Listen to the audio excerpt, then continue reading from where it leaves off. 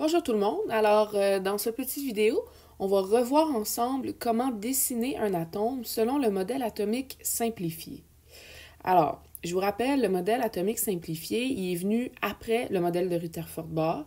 Il ressemble beaucoup au modèle de Rutherford-Bohr. La grosse différence, en fait, c'est qu'on a inclus une nouvelle particule subatomique qui s'appelle le neutron. Donc, petit rappel, vous vous souvenez, la première particule subatomique qui a été découverte, c'est l'électron ici.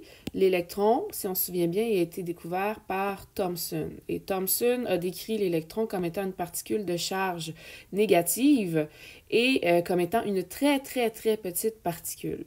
Par la suite, Rutherford est venu découvrir le proton. Le proton, il est beaucoup plus gros qu'un électron et il est de charge positive. Et là, on avait un problème. Les protons sont en prison, en quelque sorte, dans le noyau. Ce sont des charges positives et donc, normalement, ces charges-là, ces particules-là devraient se repousser. Si c'était le cas, le noyau de l'atome exploserait et l'atome ne pourrait pas survivre, la matière n'existerait pas, ça ne fonctionnerait pas. Alors, il y a quelque chose qui doit tenir les protons ensemble et ce quelque chose-là a été découvert par M. Chadwick. Il s'agit du neutron, découvert par M. Chadwick. Le neutron, on dit qu'il a environ la même taille que le proton, mais ce qui nous intéresse particulièrement, c'est le fait que le neutron, il n'a aucune charge électrique. C'est une particule qui est neutre. Alors, voilà pour le neutron. Donc, dans le modèle atomique simplifié, on va devoir dessiner les électrons, on va devoir dessiner les protons, mais on ajoute quelque chose d'autre, on va dessiner les neutrons. Alors, on va faire ensemble le dessin d'un atome de magnésium selon le modèle atomique simplifié. Alors, première chose à faire, il va falloir aller, encore une fois, dans notre tableau périodique pour trouver les informations dont on a besoin. Donc, on va faire la liste de ce qu'on a besoin. On a besoin tout d'abord de connaître le numéro atomique de notre élément. Le numéro atomique, je vous rappelle, va nous donner la quantité de protons que notre élément contient. Alors, le magnésium, on cherche dans le tableau périodique. Le magnésium, il est juste ici. Hop! Et donc, son numéro atomique, c'est le numéro 12. Ça veut donc dire qu'il a 12 protons. On sait que les atomes à la base sont neutres. Si le magnésium a donc 12 protons, je peux conclure qu'il a 12 électrons. Ensuite, je regarde mon magnésium, il est sur la 3e période. Ça veut donc dire qu'il a 3 couches électroniques. Comme ça. Je peux aussi regarder le numéro de la famille à laquelle il appartient. Le magnésium, il est dans la famille numéro 2, la famille des alcalinoterreux. Donc, je le sais qu'il a 2 électrons de valence. Et là, vous voyez, jusqu'à maintenant, ça ressemble beaucoup à ce qu'on faisait quand on voulait dessiner un atome selon le modèle de Rutherford-Bohr.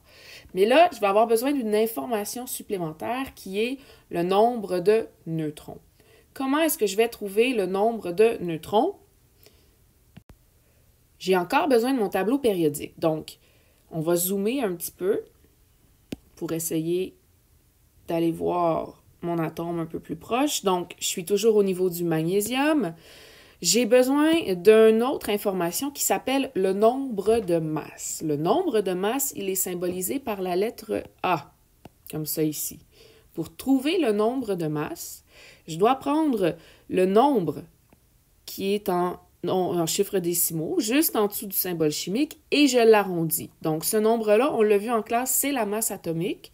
Si on veut être précis, c'est la masse atomique moyenne.